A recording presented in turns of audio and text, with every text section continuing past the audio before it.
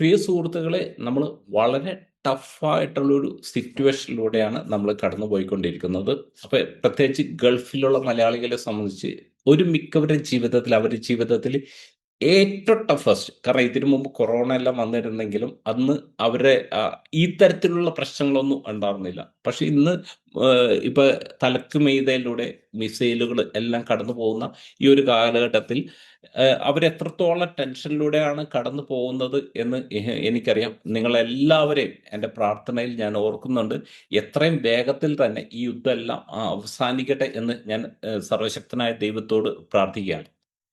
ഒരു നിക്ഷേപകൻ എന്ന നിലയിൽ നമ്മൾ എന്തെല്ലാം കാര്യങ്ങളാണ്, എന്തെല്ലാം പ്രിക്കോഷൻസ് ആണ് നമ്മൾ ഈ സമയത്ത് എടുക്കേണ്ടത്? പിന്നെ നമ്മൾ എങ്ങനെയാണ് റെസ്പോണ്ട് ചെയ്യേണ്ടത് എന്നതിനെക്കുറിച്ച് ഒന്ന് സംസാരിക്കുക എന്നതാണ് പ്രത്യേകിച്ച് പെട്ടെന്ന് ഈ ഒരു വീഡിയോ ചെയ്യാനുള്ള ഒരു കാരണം.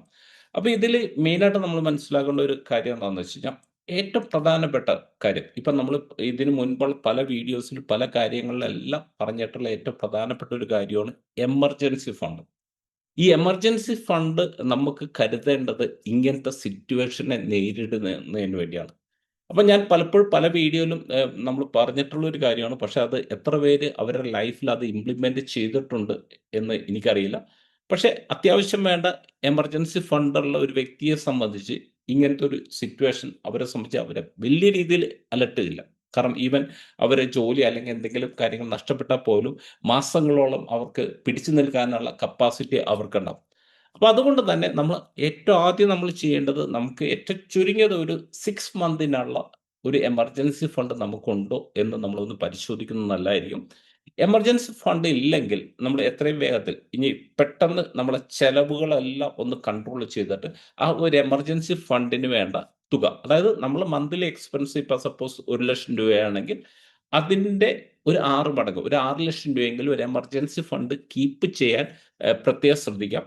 ഇനി രണ്ടാമതായിട്ട് നമ്മൾ മനസ്സിലാക്കേണ്ട ഒരു കാര്യം എന്താണെന്ന് വെച്ച് കഴിഞ്ഞാൽ, ഒരു ലോങ് ടേം നിക്ഷേപകൻ എന്നുള്ള രീതിയിൽ ഇപ്പൊ മാർക്കറ്റിൽ ഈ തരത്തിലുള്ള പ്രശ്നങ്ങൾ വന്ന സമയത്ത് മാർക്കറ്റിൽ വലിയ രീതിയിലുള്ള കറക്ഷൻസ് വരിക എന്നത് സ്വാഭാവികമായിട്ടുള്ള ഒരു കാര്യമാണ്.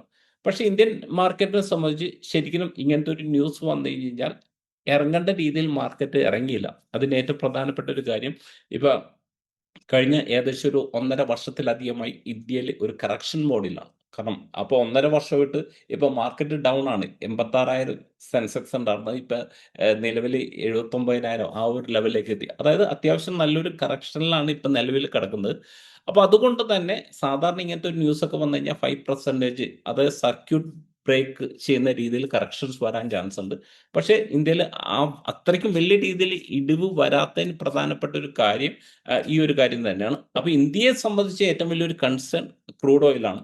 അപ്പൊ ക്രൂഡ് ഓയിലിന്റെ അവൈലബിലിറ്റി, കാരണം ഗൾഫ് കൺട്രീസിന് അത്യാവശ്യം നല്ല രീതിയിൽ ഡിപ്പെൻഡ് ചെയ്യുന്ന ഒരു രാജ്യമായതുകൊണ്ട് ക്രൂഡ് ഓയിലിന്റെ അവൈലബിലിറ്റി വളരെയധികം കുറഞ്ഞു കഴിഞ്ഞാൽ അതിന്റെ പ്രൈസ്, അതിന്റെ കോസ്റ്റ് കൂടും. കോസ്റ്റ് കൂടുന്ന സമയത്ത് ഇന്ത്യയെ സംബന്ധിച്ച് ഇന്ത്യക്ക് അതൊരു നെഗറ്റീവ് ഇമ്പാക്റ്റ് ഉണ്ടാക്കും. അതാണ് ഇന്ത്യയെ സംബന്ധിച്ച് സംഭവിക്കുന്ന ഏറ്റവും നെഗറ്റീവ് ആയിട്ടുള്ള ഒരു കാര്യം. ബാക്കി നമുക്കറിയാം, ഗൾഫ് രാജ്യങ്ങളിലുള്ള ആൾക്കാരെ സംബന്ധിച്ച്, ഇപ്പൊ നമ്മളെ നിക്ഷേപ സുഹൃത്തുക്കളെ സംബന്ധിച്ച് ഇങ്ങനത്തെ ഒരു സിറ്റുവേഷൻ വന്ന സമയത്ത് നമ്മൾ ഏത് രീതിയിൽ റെസ്പോണ്ട് ചെയ്യണമെന്ന് ചോദിച്ചു കഴിഞ്ഞാൽ, വാറൻ ബഫറ്റ് പറയുന്ന ഏറ്റവും പ്രധാനപ്പെട്ട ഒരു പ്രിൻസിപ്പിൾ ഇവിടെയുണ്ട്: B greedy when others are fearful, B fearful when others are greedy. അതായത് നമ്മൾ എപ്പോഴാണ് ഗ്രീഡി ആണ്ട്, മറ്റുള്ളവരെല്ലാം പേടിച്ചിരിക്കുന്ന സമയത്ത്. നമ്മൾ എപ്പോഴാണ് പേടിക്കേണ്ടത്? മറ്റുള്ളവരെല്ലാം ആർത്തിയോടുകൂടി നിക്ഷേപിക്കുന്ന സമയത്ത്. അപ്പൊ ഇപ്പോഴത്തെ ഒരു സാഹചര്യം എന്ന് നോക്കിക്കഴിഞ്ഞാൽ എല്ലാവരും പേടിച്ചിരിക്കുന്ന സമയമാണ്. അപ്പൊ അതുകൊണ്ട് തന്നെ നമുക്ക് നിക്ഷേപിക്കാൻ ഏറ്റവും മികച്ച, അതായത് ലോങ് ടൈം, ഒരു മിനിമം ഒരു 5 ഇയേഴ്സ് എങ്കിലും മുന്നിൽ കാണുന്ന വ്യക്തികളെ സംബന്ധിച്ച് നിക്ഷേപിക്കാൻ കിട്ടുന്ന ഏറ്റവും മികച്ച അവസരങ്ങളാണ് ഈ വരുന്ന ദിവസങ്ങളിലെല്ലാം. ഒരു നിക്ഷേപകന്റെ ആസ്പെക്റ്റിലാണ് ഞാൻ പറയുന്നത്. നമുക്ക് നിക്ഷേപിക്കാൻ പറ്റുന്ന ഏറ്റവും മികച്ച അവസരങ്ങളാണ് നമുക്ക് ലഭിച്ചുകൊണ്ടിരിക്കുന്നത്. അപ്പൊ അതുകൊണ്ട് തന്നെ ആരും അവരുടെ SIPs സ്റ്റോപ്പ് ചെയ്യാതെ അത് കണ്ടിന്യൂ ചെയ്യുക. പറ്റുമെങ്കിൽ അവരെ സംബന്ധിച്ച് അഡീഷണൽ ഇൻവെസ്റ്റ്മെന്റ് എന്തെങ്കിലും ചെയ്യാൻ സാധിക്കുമെങ്കിൽ ഈ സമയത്ത് ചെയ്യുന്നത് വളരെ നല്ലതായിരിക്കും. പക്ഷേ ഒറ്റ കാര്യം നമ്മൾ ഓർക്കണം, ഏറ്റവും ചുരുങ്ങിയത് ഒരു 6 മാസത്തേക്ക് വേണ്ട ഒരു എമർജൻസി ഫണ്ടെങ്കിലും ഉണ്ടെന്ന് ഉറപ്പുവരുത്തിയതിന് ശേഷമായിരിക്കണം ഈ ലോങ് ടേം ഇൻവെസ്റ്റ്മെന്റിലേക്ക് പോകേണ്ടത്. കാരണം എന്താണെന്ന് വെച്ച് കഴിഞ്ഞാൽ, ഈ യുദ്ധം എത്ര ദിവസത്തോളം നീണ്ടു നിൽക്കും, അല്ലെങ്കിൽ എത്ര നാൾ നീണ്ടു നിൽക്കുമെന്ന് പ്രെഡിക്റ്റ് ചെയ്യാൻ പറ്റില്ല. ഇപ്പം നമ്മളെ സംബന്ധിച്ച് നമുക്കറിയാം യുക്രൈൻ ഇപ്പം റഷ്യയും തമ്മിലുള്ള യുദ്ധം തുടങ്ങിയ സമയത്ത് നമ്മളെല്ലാവരും എക്സ്പെക്ട് ചെയ്തത് റഷ്യ എന്ന് പറഞ്ഞാൽ വലിയ രാജ്യം, യുക്രൈൻ എന്ന് പറഞ്ഞാൽ വളരെ ചെറിയ രാജ്യം. അപ്പോൾ അതുകൊണ്ട് തന്നെ വളരെ പെട്ടെന്ന് ഈ യുദ്ധം തീരുമെന്നാണ് പ്രതീക്ഷിച്ചത്. പക്ഷേ ഇത്രയും വർഷമായിട്ടും ആ യുദ്ധം തീർന്നിട്ടില്ല. അപ്പോൾ അതുകൊണ്ട് തന്നെ ഈ ഒരു യുദ്ധത്തിന്റെ കേസിൽ എത്രയും പെട്ടെന്ന് തന്നെ ഈ യുദ്ധം അവസാനിക്കട്ടെ എന്നാണ് പ്രാർത്ഥിക്കുന്നത്. നമുക്കെല്ലാവർക്കും സമാധാനത്തോടെ പണ്ടത്തേക്കാൾ വളരെ സന്തോഷകരമായിട്ട് ജീവിക്കാനുള്ള ഒരു അവസരം ഉണ്ടാകട്ടെ എന്ന് പ്രാർത്ഥിക്കുന്നു.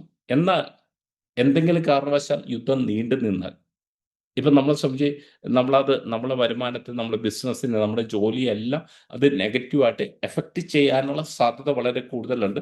അപ്പോൾ അതുകൊണ്ട് തന്നെ ഏറ്റവും ചുരുങ്ങിയത് ഒരു 6 മാസത്തെങ്കിലും എമർജൻസി ഫണ്ട് കരുതിയതിന് ശേഷം മാത്രമേ, എമർജൻസി ഫണ്ടിലുള്ള ഫണ്ട് ഒരു കാരണവശാലും നിങ്ങൾ ലോങ് ടൈം ഇൻവെസ്റ്റ്മെന്റിലേക്ക് പ്രത്യേകിച്ച് ഈ സമയത്ത് കൊണ്ടുപോയി ഇടരുത്.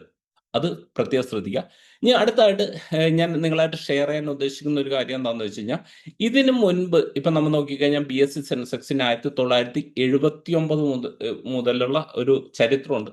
അപ്പോൾ അന്ന് തുടങ്ങി ഇന്ന് വരെ നമ്മൾ നോക്കിക്കഴിഞ്ഞാൽ ഒരു മേജർ ആയിട്ടുള്ള ഏകദേശം ഒരു 10, 17ഓളം കറക്ഷൻസ് ഈ ഒരു ഡാറ്റയിലുണ്ട്.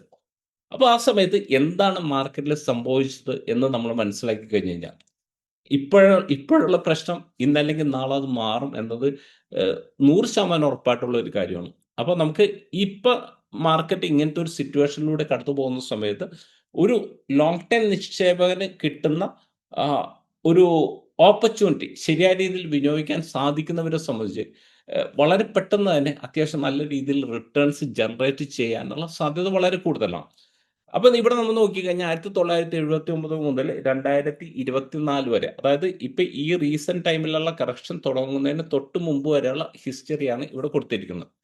അപ്പോൾ നമ്മളെ സംബന്ധിച്ച് നമുക്കറിയാം 1991 ഇപ്പം ഗൾഫിൽ വാർ വരുന്നത്. അപ്പോൾ ആ സമയത്ത് നമുക്ക് കാണാവുന്ന ഇവിടെ നമുക്ക് കാണാവുന്ന ഒരു കാര്യം, ഗൾഫ് വാറുമായിട്ട് ബന്ധപ്പെടുത്തി അതിൻ്റെ ഒരു എഫക്റ്റ് ഇന്ത്യൻ മാർക്കറ്റിൽ ഉണ്ടായിരുന്നു. ഏകദേശം ഒരു 39% ആ ഒരു ടൈമിലൊക്കെ മാർക്കറ്റ് ഇടിഞ്ഞിരുന്നു. എന്നാൽ അതിനുശേഷം മാർക്കറ്റിൽ വന്ന കയറ്റം നിങ്ങൾക്ക് ഇവിടെ കാണാൻ സാധിക്കും. ഇതുപോലെ ഇപ്പൊ കോവിഡിന്റെ ടൈമിൽ ഇപ്പൊ നമുക്കറിയാം മാർക്കറ്റിൽ അത്യാവശ്യം ഒരു 33% ഡൗൺ ആയിരുന്നു. അതിനുശേഷം മാർക്കറ്റ് എങ്ങനെയാണ് കയറിയതെന്ന് നമുക്ക് കാണാം.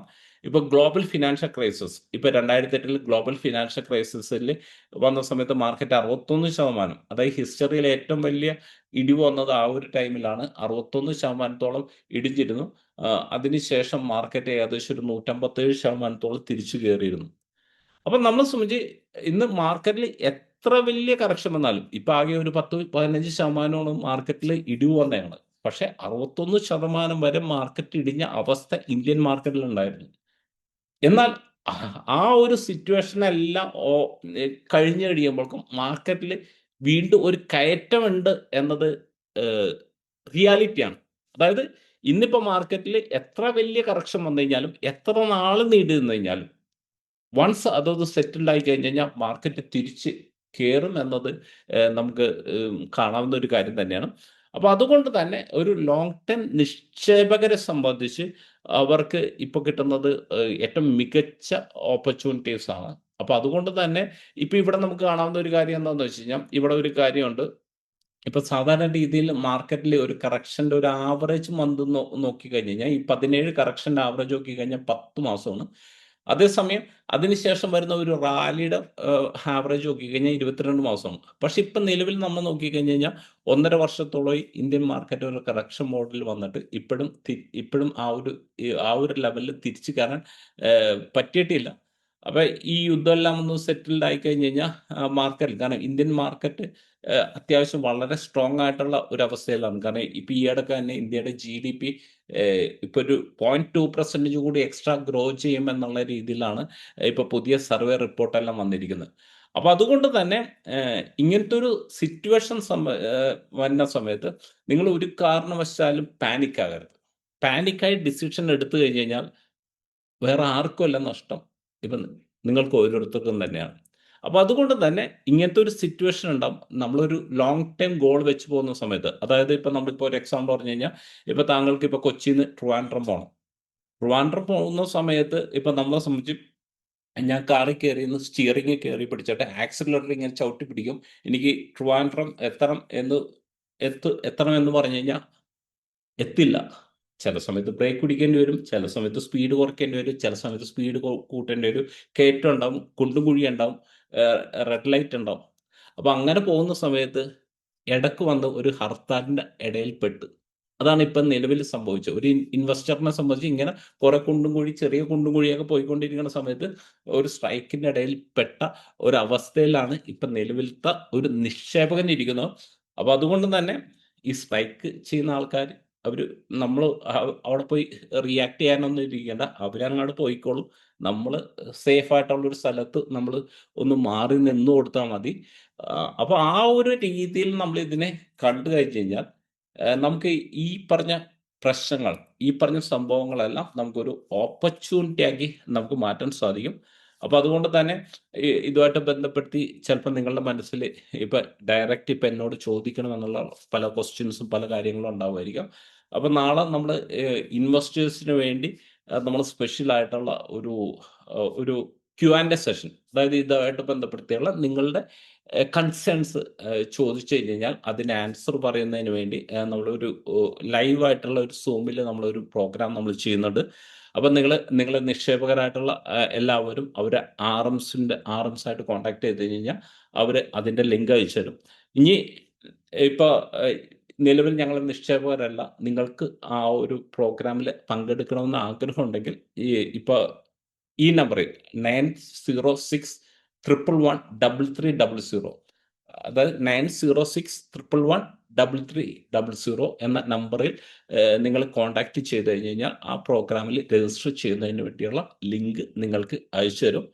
അപ്പോൾ എന്തായാലും നാളെ അതിൻ്റെ കറക്റ്റ് ടൈമും എല്ലാ കാര്യങ്ങളും അവർ പറയുന്നതായിരിക്കും. അപ്പോൾ എന്തായാലും ഈ ഒരു യുദ്ധത്തിൽ എനിക്ക് നിങ്ങളോട് പറയുന്ന ഒരു കാര്യം എന്താണെന്ന് വെച്ച് കഴിഞ്ഞാൽ, ഒരു കാരണവശാലും പാനിക് ആകരുത്. കാരണം ഇന്നൊരു പ്രശ്നമുണ്ടെങ്കിൽ ഒരു കയറ്റമുണ്ടെങ്കിൽ ഒരിറക്കമുണ്ട്, ഒരിറക്കമുണ്ടെങ്കിൽ ഒരു കയറ്റമുണ്ട്. ഇത് നമ്മൾ മനസ്സിലാക്കുക. അപ്പം നിങ്ങളെല്ലാവരെയും ഞാൻ പ്രാർത്ഥനയിൽ പ്രത്യേകം ഓർക്കുന്നുണ്ട്. Okay, wish you all the best.